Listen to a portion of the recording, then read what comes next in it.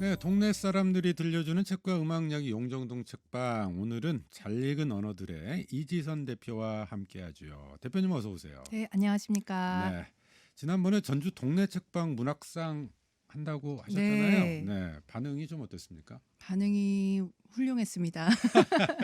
네, 12월 초에 이렇게 응모 시작해가지고 이제 아니죠. 11월 초에 응모 시작해서 12월 중순에 이제 마감을 했는데 네, 40여일 정도 됐었어요. 네, 근데 375가지의 375명의 그 분들이 이렇게 응모를 해주셔가지고 저희가 네.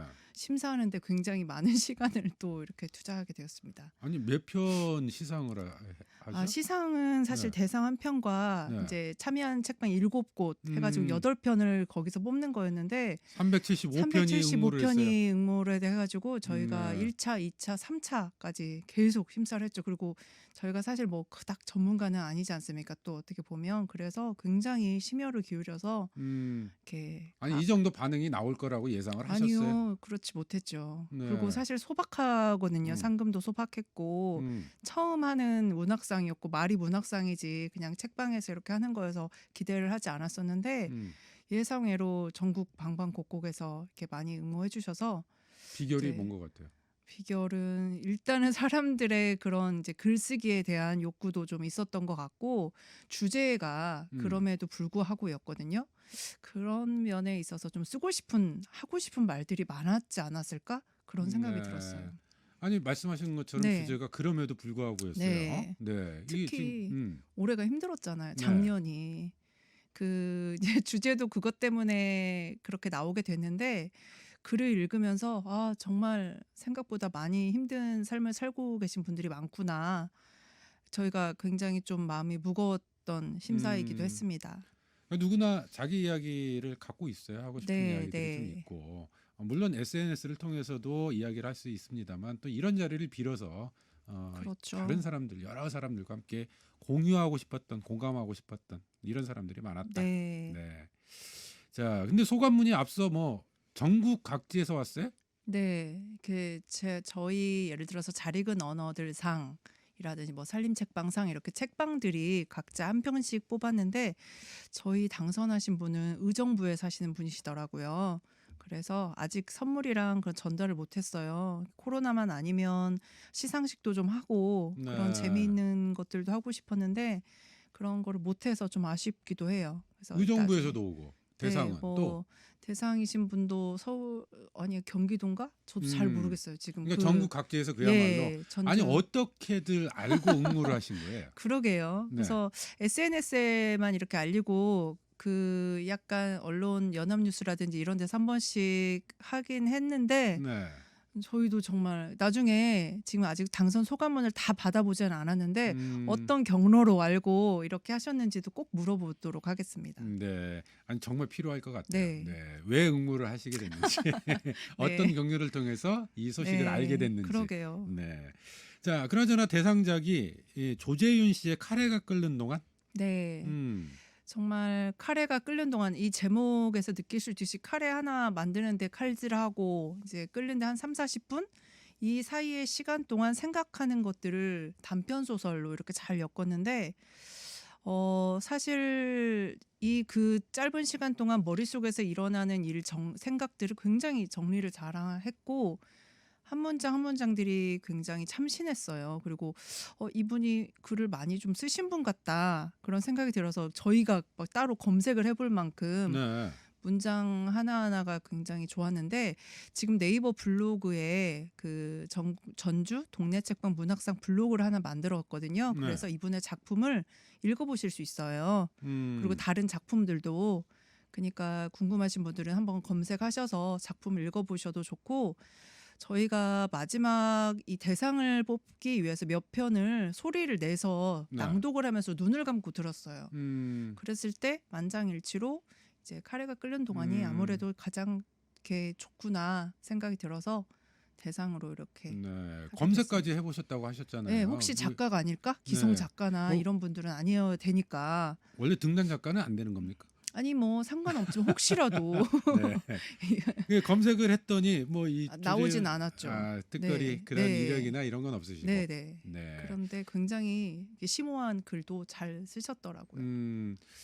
그래요. 이 시상식이 있었으면 직접 그 당사자에게 좀 여쭤보고 네. 이럴 수 너무 있을 텐데 좀 아쉽습니다. 아쉽기는 하네요. 네. 알겠습니다. 전주 동네 책방 문학상 이야기 나눠봤고요. 자, 오늘도 책 이야기 해봐야죠. 네. 네. 어떤 책 골라오셨어요? 황정은 작가의 연년세세라는 소설 가져왔습니다. 네. 네. 연년세세? 네. 네. 연년세세라는 뜻이 이제 여러 해를 거듭해서 계속 이어진다는 이런 뜻이거든요. 네. 근데 이게 이제 작년이죠. 작년 2020년에 올해의 소설로 이렇게 선정이 됐고 이게 좀 특별한 이유가 소설가들이 직접 뽑았던 소설이에요. 아, 소설가들이 들이 뽑은 올해의 소설. 책. 예. 네. 그래서 한번 소개도 해보고 사실 뭐 저는 솔직히 이거를 읽고 나서 뭔가 막 특별하다 이런 거를 못 느끼고 있었거든요. 네. 근데 이게 곱씹을수록 내 주변의 얘기인 거가 이렇게 좀 느껴져가지고 아 이게 굉장히 여운이 있네 의외로. 네. 그래서 한번 소개를 해보자라고 해서 들고 왔습니다. 이 책이 근데 여러 단편들이 함께 네, 연작 들어있는 소설이라고 하는 네. 게 그 한 가족의 이야기에 엄마 그리고 두 딸 음. 그리고 딸의 여자친구까지 해서 그 여자들이잖아요. 다 공통점이 이들이 지금 현재를 살고 있고 과거에는 어떤 삶 때문에 현재 이런 삶을 살고 있는지를 소설처럼 이렇게 나타냈죠. 네. 그래서 예. 그러니까 단편 모음 같은 건 아니고. 네. 네. 단편 어떻게 보면 한 편 하나의 그 하나의 주인공 얘기가 단편으로 볼 수도 있는데 네. 그게 연결된다는 그게 거 다 아닙니까? 연결되는 거죠. 예. 네, 그래서 그거- 제목도 연년세세라고 하면서 뭔가 세대와 세대 간의 네. 이야기를 하고 있는 것 같아요. 줄거리도 좀 간단하게나마 좀 네. 소개를 부탁드릴까요? 방금 네. 이제 얘기했지만 음. 엄마와 큰딸, 음. 둘째 딸, 그리고 아들 한 명 음. 이런 가족 구성원들 되게 많잖아요. 네.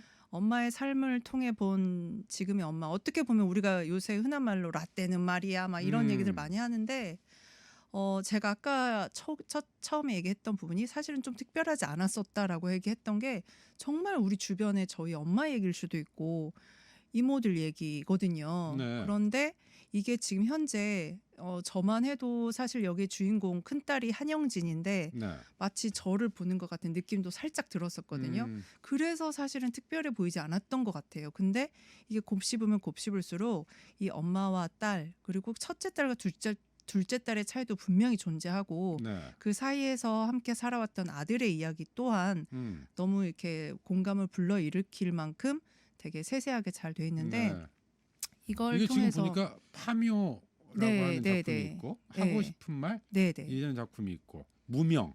맞습니다. 이거는 네. 파묘는 이제 엄마의 이야기 그다음에 하고 싶은 말은 첫째 딸이 하고 싶었던 말 네. 무명은 또 이거 엄마의 이야기인데 엄마가 이순일이라는 이름으로 나오는데 네. 어렸을 때 이름이 순자였어요. 아, 무명이라는 작품. 네. 그래서 순자가 만났던 어린 시절에 또 다른 순자에 대한 또 이야기가 나오고 마지막으로 다가오는 것들에는 이제 둘째 딸 한세진의 여자친구의 이야기가 또 나오면서 또 그 다 엮여진 그런 관계들이 나오는데 황정은 작가는 특이하게도 이거를 저는 이제 가족의 관계에 대한 소설인가라고 생각을 했는데 황정은 작가는 그렇게 읽지 않았으면 좋겠다라고 어디선가 인터뷰를 했더라고요. 네. 그러니까 꼭 가족 얘기가 아니라 그냥 한 사람에 대한 얘기로 봐줬으면 좋겠다 이런 얘기를 했었어요. 그래서 저도 그냥 한 인물에 좀 더 방점을 두고 읽어보자. 그렇게 해서 이제 여기 오기 전에 다시 한번 좀 보니까 또 다른 재미와 시각이 좀 네. 느껴지긴 했어요. 그러니까 이거 뭐 특별한 이야기라기보다는 어디에선가 들었을 법한 있을 법한 그런 이야기들 네. 이런 평범한 이야기들이 이제 등장하는 책이다 이런 말씀이신데 네. 그러다 보면 자칫 상투적이거나 지루하거나 이럴 수가 있을 텐데 전혀 그러지 않다면서요. 그렇죠. 네. 어떻게 보면 이게 황정은 작가의 그 돋보이는 점일 수도 있는데 뒤에 가서도 얘기하지만 그 마치 큰 딸이나 작은 딸이 말하는 게 목소리가 들리는 것 같은 서술이에요. 그리고 그 드라마 여기 어느 걸 보니까 인생극장 한 편을 본 것 같다라고 표현을 했는데 인생극장도 보면은 다 우리의 똑같은 삶을 살고 있는 사람이지만 사실 그 속을 들여다보면 다 다르잖아요. 다른 얘기고 남의 집 얘기 재밌잖아요. 네. 그런 것처럼 비록 그 주제로 따지면 상투적일지 모르지만 지루하지 않게 계속 읽어 나갈 수 있었던 게 내 얘기도 하지만 남의 집 얘기 듣는 것처럼 그리고 다 공감이 되는 말과 행동들 때문에 그런 것 같습니다. 네.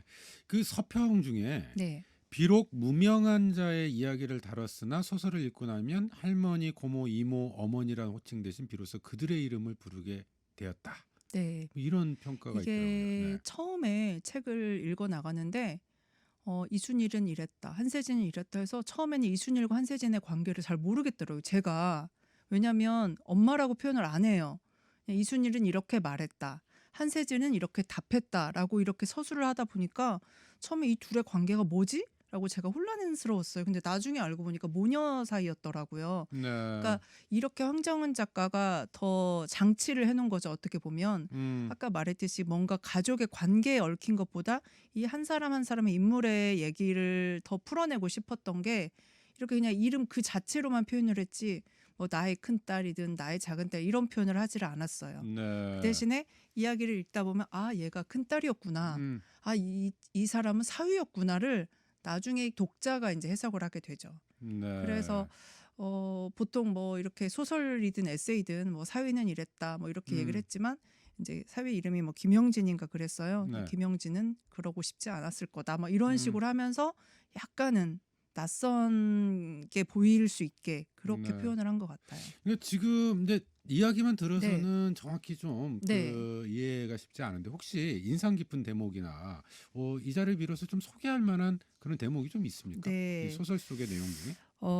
이제 여기 아까 어머니로 나오는 그 주인공 이름이 이순일입니다.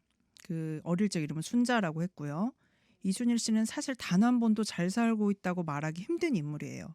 여전히 버거운 삶의 무게를 지고 있는 사람으로 나오고 현재는 일하는 큰딸 대신에 살림을 도맡아 하고 아이들도 돌보는 엄마인 거죠. 주변에 사실 흔한 이 엄마가 바랐던 점을 얘기하는 장면이 있는데 제가 읽어드리도록 하겠습니다. 잘 살기. 나는 내 아이들이 잘 살기를 바랬다.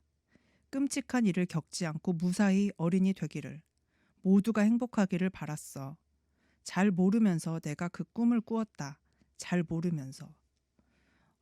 이 부분이 인상 깊었던 거는 잘 산다는 거에 대해서 이순일이 정말 지금 잘 살고 있을까 했을 때 고개가 갸웃해지거든요. 네. 근데 잘 사는 게 뭔지를 사실 잘 모르지만 자식들만큼은 잘 살기를 바랬던 이제 엄마의 마음. 그러니까 무엇이 잘 사는 걸까요? 그러면 여기서 이제 네. 질문이 들어가는데 큰 딸도 작은 딸도 이제 다 각자의 고민과 엄마한테 서운함과 네. 또 뭔가의 과거에 해결되지 못한 것들이 있어요. 응어리들이. 근데 그냥 그거가 해결되지 않았지만 그냥 사는 거거든요. 네.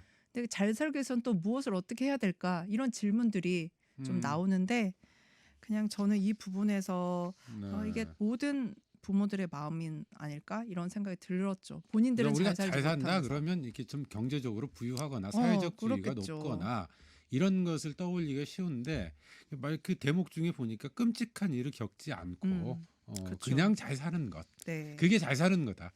네. 어떻게 보면 이제 우리의 그냥 일상의 모습들 이런 것들을 또 이야기하면서도 우리가 고민해 봐야 될 것. 사회적 맥락 속에서 좀 그렇죠. 생각해 봐야 될 것들을 네. 좀 끄집어내는 능력이 탁월한 그런 작가인 것 같네요. 네. 네. 앞에서도 지금 황정은 작가가 동료 작가들로부터 사랑받는 작가. 그러니까 작가들이 선정한 올해 책이라고 선정이 됐다 그러게요. 이런 말씀을 좀 하셨잖아요. 네. 그 글 쓰는 매력이 좀 그런 게 있는가 봐요. 지금 사실 요즘 이렇게 젊은 작가들 중에 요새 필력이 정말 대단한 작가들이 엄청 많아요. 많이 아시겠지만 뭐 정세랑 작가라든지 뭐 강화길 작가라든지 이렇게 좀 많아서 황정은 작가님 같은 경우도 굉장히 그 사실 우위에 같이 되게 치열한 작가 중에 한 명인 것 같거든요. 근데 소설가들이 이렇게 뽑아줬다는 거 보면 이렇게 평범한 이야기도 낯설게 잘 풀어서 읽지 않을까. 감히 저도 사실 모르지만 그런 생각이 좀 들었어요. 왜냐하면 소설가들한테 가장 중요한 게 낯설게 하기라는 걸 이제 알고 있거든요. 그러니까 똑같은 이야기도 황정은이 쓰면 다르다 이런 느낌 때문에 이제 인정받고 있지 않을까 이런 생각이 듭니다. 그 낯설게 하기라는 건 뭐 어떤 의미예요? 문장을 쓸 때 있어서 상투적인 거를 이제 버리는 거죠. 그러니까 똑같은 걸 표현해도 작가들이 가장 하고 싶은 게 시인이건 뭐 소설가건 문학에 있어서 이 낯설게 하기 기법이 있거든요. 네. 이게 정말 참신한 말로. 근데 이게 뭐 어려운 말을 써서 그런 게 아니라 쉬운 말을 하더라도 와, 이 문장은 들어보지 않은 뭔가 그런 느낌이 온다. 뭐 이런 뜻. 네, 저도 네, 어디선가 들어본 거라서 이렇게 얘기를 해봅니다. 어쨌든 뭐 평범한 이야기를 낯설게 쓰는 네. 능력이 탁월한 작가. 네, 네, 그렇게 네. 생각이 들어요. 젊은 작가의 모양이에요. 네, 젊습니다. 음, 되게 이 소설을 그 황정은 작가 같은 경우는 예전에 큰 문학상을 수상했는데 거절한 작가로도 굉장히 유명해요. 아 그렇습니까? 네, 그것도 네. 뒷배경은 제가 잘은 모르지만 의미 있는 상만 받겠다. 아무리 뭐 상금도 포기했던 그런 친구라서 더 이렇게 다른 작가들이 좋아하지 않을까요? 그런 뭔가 그 상이 좀 의식이 문제가 있는. 있는 네, 약간 상이었나 네, 보네요. 맞습니다. 네. 근데 사실은 우리가 보통 이게 드라마틱한 또 뭐 소설 같은 이런 표현을 할 때는 일상적이지 않고 뭔가 특별한 맞습니다. 그러니까 그야말로 일상이 아닌 낯선 이런 삶을 이야기를 하잖아요. 네. 또 그런 게 소설의 소재가 되고 주제가 되기도 하고 네. 이렇게 되는데 거꾸로네요. 황준 그쵸. 작가는. 네. 그러니까 누구나 겪어볼 만한 일상의 이야기들을 낯설게 쓰기 네. 하는. 아까 얘기했지만 그 이름을 각자 이렇게 달아주고 그 이름에 주목하게 한 것도 기법인 거죠. 어떻게 보면 이렇게 그런 장치들을 굉장히 잘하는 작가인 것 같아요. 네. 그 중에서도 또 여성의 삶, 네. 여성의 네. 이야기에 집중하는 그런 작가인 것 같고. 그쵸. 말씀 들으면서 이렇게 82년생 김지영. 좀 언뜻 이게 여기서 어떤 분이 서평을 쓰셨는데 네. 제가 제목이 되게 보고 뭐 고개를 좀 끄덕인 게 82년생 김지영에서 하지 못한 얘기를 이 연년세세에서 더 풀어내다 이런 제목을 한 걸 봤어요. 그래서 맞아. 이제 82년생 김지영이 될 수밖에 없었던 김지영의 삶이 왜 이렇게 될 수밖에 없었던 게 다 이렇게 세대별로 이렇게 나온 이유가 됐고 그러면 이제 앞으로 세대들은 그럼 어떤 삶을 살아야 되는지도 우리가 물음표를 던지면서 좀 고민해 볼 수 있는 거죠. 네. 네. 자, 황정은 작가의 연년셋의 이야기 나눠봤는데 이 책 어떤 분들에게 좀 추천하고 싶으세요? 어쨌거나 연초고 또 곧 구정도 다가오는데 가족의 의미 속에서 용서라는 것은 또 무엇인지 좀 우리 집에는 어떤 관계들로 이렇게 맺고 우리 가족들이 좀 지내는지 이런 걸 한 번쯤은 생각해 볼 수 있는 소설이어서 모든 분들이 읽어도 좋지 않을까? 그리고 엄마를 더 이해하고 싶으신 분들에게 추천합니다. 이 책을 잘 읽는 법이랄까요? 잘 읽는 법이요? 한 번 말고 두 번, 세 번 봐야 됩니까? 네, 그것도 그렇고 그런 자매들 있잖아요. 네. 저는 여기 이제 자매가 나오는데 자매들끼리 이렇게 친한 분들도 계시지만 이렇게 안 좋은 사이도 되게 많은데 그런 분들이 네. 읽으면 또 언니를 이해하게 되고 동생을 이해하게 되지 않을까 싶습니다. 서로 읽어보고 네. 이야기도 좀 나눠볼 수 있으면 맞아요. 아니, 그 정도 사이면 뭐 나쁜 사이가 아니죠. 네. 자, 오늘의 한 문장으로 마무리해 볼까요? 네, 이거는 좀 뭐 한 문장으로 딱 떨어지진 않지만 한번 여러분들이 생각을 한번 해보셨으면 해서 제가 읽어드리도록 하겠습니다. 두 사람 때문에 괴로울 때마다 아버지는 나더러 잊으래. 편해지려면 잊으래. 살아보니 그것이 인생의 비결이라며. 그 말을 들었을 땐 기가 막혀 화만 났는데 요즘 그 말을 자주 생각해. 잊어. 도저히 용서할 수 없다면 잊어. 그런데 그것이 정말 비결이면 어쩌지? 네, 이상입니다. 네, 많은 걸 생각하게 네. 만드는 그런 대목이네요. 네, 자 영종동 책방 황정은 작가의 연년셋에 우리 잘 읽은 언어들의 이지선 대표와 함께 읽어봤습니다. 오늘 말씀 고맙습니다. 네, 감사합니다.